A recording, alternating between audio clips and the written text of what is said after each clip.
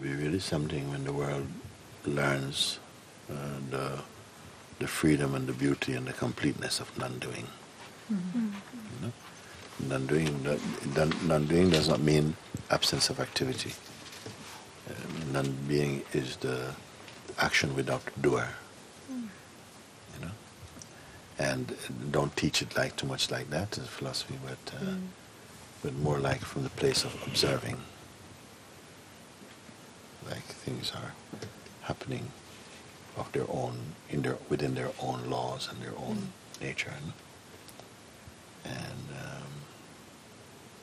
it is here also within us. If we just be, just be as quiet as possible, without raising thought. So even if thought come, you're simply aware of it, but you don't try to manipulate or to control it. But just stay as the space that sees it. From seeing. And then,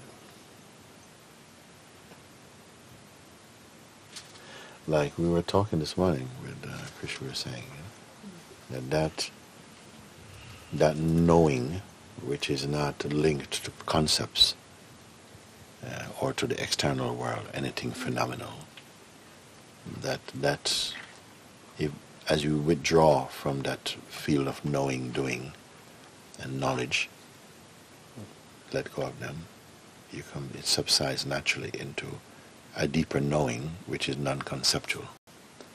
There's the space in which there's perceiving, but not intentional, just perceiving, and the awareness of perceiving, and that is synonymous with the self.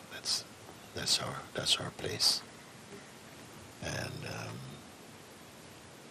in these simple pointers, depending upon how open one is and responsive to that kind of guidance, because sometimes you feel even the resistance in the mind, you can still say to them, even the resistance also is not you're not doing it. Our conditioning is behaving like that. And there's another power apart from the conditioning that is aware of the conditioning. You don't have to do anything, you don't have to develop that, you just have to be aware of it. Then you say, yes, it's right here, it's right here, it's right here. And then you see, they can admit and observe that the energies of everything else is just what's happening in your head. Everything else is just, your world is in your head. The world is not an objective field that you observe, actually. The world is sort of the stuff in your head. Is what the herbs and spices of our projections. And that we project that onto the basic elemental world and flavor it according to your conditioning and desire. And then, assume that world is real. So that's why I say there's only one earth, but there are billions of worlds, because in each one, what I mean by world is the unique way in which you perceive things. Like we are sitting in this place, you can say there's in this field of so many different things, trees and hills and sky and people and earth and everything like that. But the inner response to them might be different. Conditioning personal conditioning may tend to, because of its own style of the way it works, be drawn to certain kind of things, and that becomes, that's your experience today. It might be very different from someone else sitting right next to them. And so the point of that is that the world is not something that we all agree upon. Yeah. Or that tree is there, yes, this tree is there, whatever. But is the emotional content, the way that we respond to them, that shapes your take on the world. Nobody has captured the world. You only can project and imagine something over it, what we call a world. So earth and world is a different thing for me. Earth is one thing. World is more of a psychological, emotional, personal play. And this is why the emphasis is only to become completely naked, empty of of conceptual attachments to anything. It's there, like that. Everything is there. That is the treasure, and that is you. You are your treasure, and the discovering of your treasure. And like that. Everything comes from there. Everything is there. Actually, the natural life that belongs to this expression is here, but we are often not aware of it. So we're living the projected life that comes through the mind and through conditioning, what we think is good for the us that we think we are, or the I that I think I am. But gradually, just through your satsang is working on everybody all the time. You will have to keep on being grateful for it and opening to it and so on. Because the work, even yourself are not doing the work. It's happening automatically. We are in this satsang energy pool. It's just like we say that everything is growing. And when it stops growing and it's dead, it keeps changing. So, like the trees, they're always growing. The air is always moving. The consciousness is always expanding, always ripening. But when you're conscious of it, it ripens quicker. When you're conscious of it, you cooperate with it. Let's say like that, because these words are still sort of like kindergarten to some extent. But when we continue to welcome it and to be, to love it and appreciate and respect it, then somehow the integration happens. When we move beyond knowing something to being what we say we know, from knowing to being. And say, yeah, I know I am the self. That's not the self saying. The knowing of the self and being self is the same. It should be the same. And then even the claim of that thing it's not necessary. It's easier to say, yes, I know this, and I know I am the awareness. And who is saying I know I am the awareness? Is it the awareness saying I know I am the awareness? What does awareness have to say about awareness? So that's the subtlety. This is the subtlety where the final resistance that's left in human being is burnt there at the altar of this place, from the knowing to being. And being is not something you can do. Just when you see that even the knowing, I know this, I know I am this, is also perceived. And nothing is kept as a reference, some tangible reference for a self. And then you see that, but wait a second, some way, whatever I am is totally here. It's totally here. Before the birth of concepts or of feeling, everything that can be perceived is only arising in it, is its temporary aspects. And this kind of natural meditation, simple meditation, remembering, becomes most natural. You have to learn so much. One time I was looking at even the Sufi saint was talking about the different things. And sometimes it's okay to hear the different subtle layers of the construction of the universe and of the subtle plays and how the body came into being and how the quintessence of the elements were first arriving there. And then after that somehow the spirit comes there, and then the soul finally is pushed into that, and then the thing begins to take on. We can learn a little bit about it, but you don't have to learn so much about that. The true self-awareness it doesn't have to go through that. Otherwise you start to learn the mind, so this is what happened, and so on, so on, so on, so on, so on.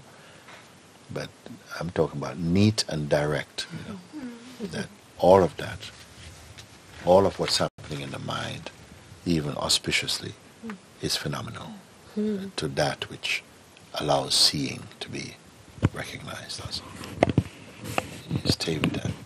It's not that we're trying to come to a place where we are there but not doing.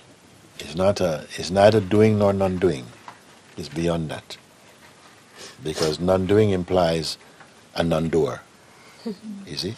So beyond this thing, and not beyond spatially, but subtly. Then you see that because what the people are afraid of, the ego mind is afraid of, is to have activities removed from you. But the activities are pure. It's only the activities that are driven by egoic identity that's impure. And you cannot stop activity. The cosmos creates activity. The life force manifests activity. Activity is not ego. You see, that's the mistake we make. Is that somehow, but if I come to that place, I have the non-doer, then when I sit on the shelf like some stone Buddha or something, you mistake completely. Then you're in the cosmic activity. You can perceive, but without confusion, in a unitive perceiving, not the way the ego wants ownership and praise and blame, and not without that. Can you imagine? Can you feel without it? Every time we come back to that place, before concepts, you find it's already here. Before you came back to it, it's already here. When we come back to your whatever came back to it, it's already there. And that which is already there, that's the one who is here, and that's what you are. And that has no conflict with activity. Activity is very necessary for it in its manifestation, but it's activity perceived from the purest unity.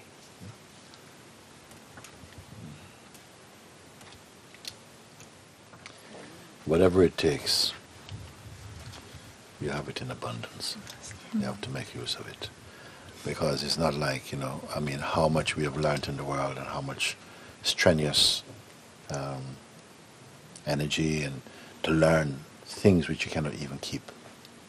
To learn things which they just, memory will take it away. Because memory also is necessary for learning, and it is not stable. It's also function. Memory also get old and tired. So what's the thing that even if memory goes, you cannot destroy it?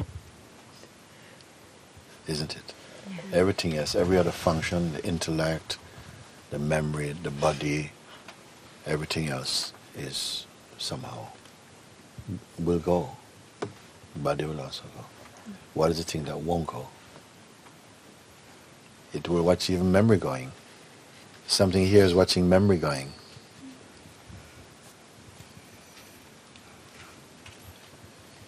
So that is the thing, simple, when our pointers have become so simple. I say, no, don't try to learn too many things because you're going to forget them anyway. Find the thing that is before remembering and forgetting. Then remembering and forgetting also, they are traffic. Where is that? Where has that ever gone? Where does it ever come from? And so the focus is simple. Nevertheless, the momentum, the force of habits from the mind, don't just walk away. They're going to keep coming. And it's good that they come, because if they don't come, you might feel like, well, I've transcended and everything. So when they come, they show you, whoa, we still have some, some work. And what is the work? Actually, is just to keep looking and see that was seen to come. And to acknowledge, register, confirm, and render your seeing that, but it's just this.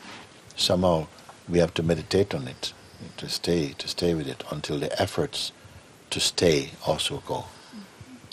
To stay meaning that you can leave. You have to be in that place that has no counterpart. You can come or you can go. You can, before all of these. And where is that and when is it? It's always been. When doesn't matter to it. It's before every when. And every place, everywhere, it's already here in this. And then what to do? Who's been asked the question? It or something else? You say, what to do? To whom is the question addressed? To that which is, or to that which wants to be it? And the want to be it is already watched from it. So this subtle, that's why I said to you one time, your meditation become like this, you can't do just like this. It's only on this point, if you manage to come to this place, to the quintessence of seeing, only this thing, it's this urge here. But I still am not there yet. Say, but who said this thing? What can this voice be apart from an appearance only? And if it has belief in it, then the belief will give a kind of solidity and a kind of, you see, like this. That being seen, stay being seen, stay with it, And if you put in even 10 minutes of looking like that, it is washing out everything, washing out.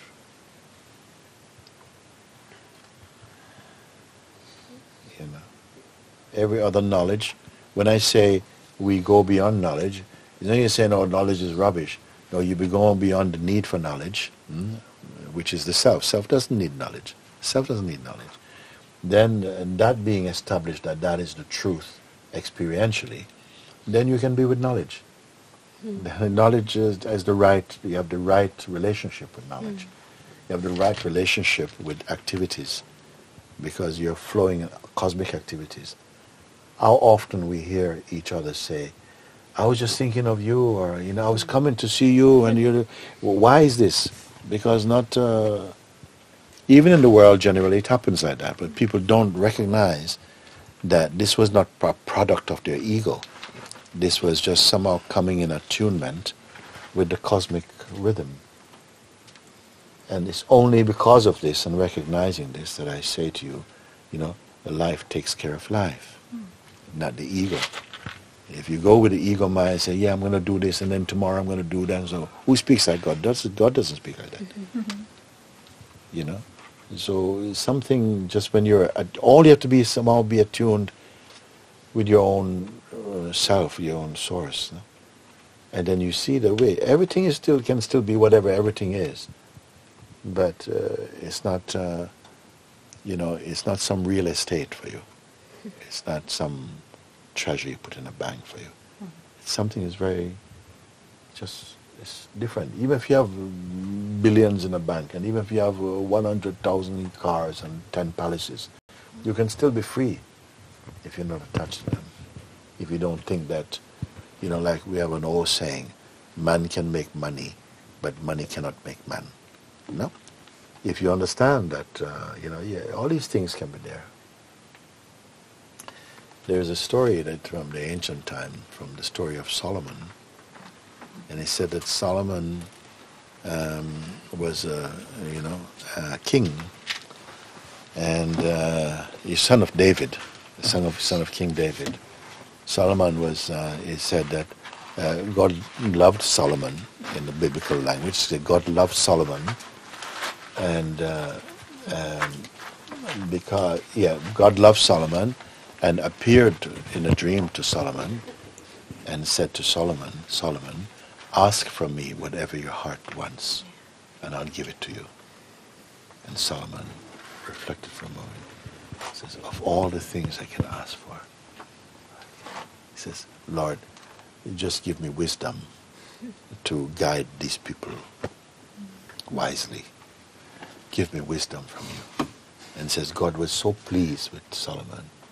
He said, Solomon, I am deeply pleased with you because of all the things you could have chosen, riches, you could have chosen, so many things. You chose wisdom so that something for your people so you can guide the people wisely. So because you didn't choose other things, perishable things, I'm going to give them to you as well. You can have, I'm going to make you the wisest man in the world, wiser than St. Francis and all this kind of, the wisest person in the world, but also I'm going to make you the richest also, because you didn't ask for that.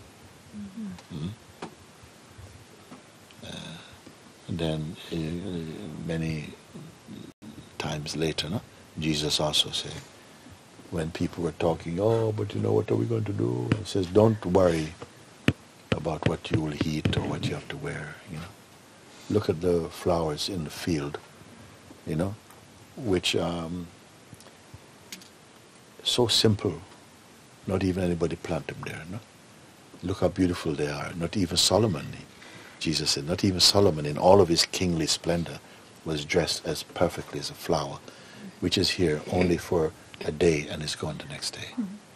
And if God makes these things, look at the birds, he said they don't have bank accounts, they don't save up, and look how much they're cared for. So how much more would the power of God care for you? You see? But he say, seek first the kingdom of God, the kingdom of heaven. And all these things will come to you. But some people feel like, I seek them so I can get all these things. I said, no, that's not the point. He said, what you need will come to you in even abundance, but don't seek those things. Seek first the kingdom of God. Then at another place he's saying, when asked, well, where is this kingdom of God? He said, it is within you. What kind of kingdom can be within you? It cannot be a kingdom. You cannot even fit a spoon inside your body. What kind of kingdom? Kingdom is palaces and not different kind of kingdom. Greater than all the kingdoms of the world is inside us. He's saying like that, no? And you know it also, you see it, no? You don't know the teaching don't know, but you know what I'm saying. When I say the kingdom of heaven, what is this thing here? The kingdom of heaven is a place of peace and total silence and a sense of completeness and the joy and the natural and intuitive knowing that this is everlasting. This itself is beyond time. That is referred to as kingdom.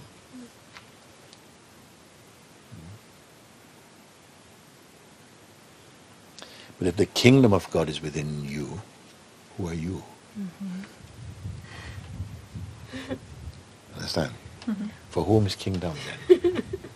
Why you need kingdom? Even. So look what these reflections, when you reflect upon them, look what happened to you.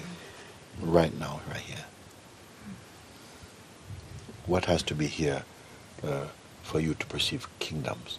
Consciousness has to be there. And even you are conscious right now. So consciousness is the wish-fulfilling tree, no? And what is aware even of consciousness also? And do we have to go to books for these answers? So these type of contemplations, we talk about them. What is it saying? What is it saying? That's why I say it's not even a book, it's like a mirror. Putting a mirror in front. God's mirror is put. Yeah? Book you have to learn. But the mirror of God shows you what, you see. Who is going to be seen in this mirror when God is formless? Who is going to be seen? What's the purpose of this mirror? This mirror is satsang, actually. Mirror is satsang.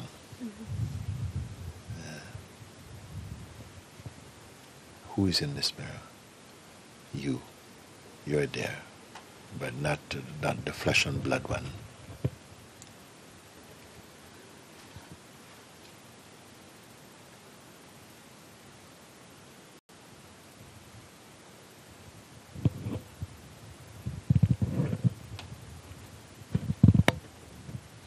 What is this? Where even silence is heard also. And emptiness is also perceived. So all this satsang has just been preparing you just to accept yourself, if you can say that. And I'm so happy to say it is not about, destroying activity. God doesn't see, He created the activity. How can He be against activity? Nothing to do with anything about activity. The truth is not in conflict with any activity. It's somehow, but the activity born from delusion, from a deluded mind, this activity, is said sinful, meaning that it will not bring you joy. But it gives you choice. And this life is about the play of choice, which itself is illusory. When we listen to things like that, what you should do, you should go find a place by yourself, sit down by yourself for a little bit and just to confirm yourself. That's what we should do. Don't run down to the kitchen and, run down to... Just go sit by yourself for 10 minutes or 5 minutes and just to see what is to be done and by who. What is here? What is here that's me? What is me? What does the term I refer to? Is it something tangible or intangible? And you will sit with it and he will show you. You let him show you. Him is you. Yes. We can call our source place. I say this because there is something in us that's running. You can call it the mind, sometimes you may call it yourself. It's running. When it comes to moments like this, you know, we can say almost it feels like the key has turned, the handle, the lock is turning to open, something wants to run. Tomorrow. But you have to come to see the absolute fallacy of that. That it's just a little trick in the mind, it's nothing. You're already inside, no? Rumi said, no? Also. And knocking at the door, it opened. Knocking what? Saying, let me in, let me in. The door opens and you realize that you're already inside. Meaning you as truth is inside. You as the ego is not inside. You know? Actually, nothing is outside. Mm-hmm. But there's an outside of the inside. And there's the inside of the inside, if you understand this kind of language. We're going a little bit Sufi now, but slow down a bit. Okay. Thank you, everybody. Thank you.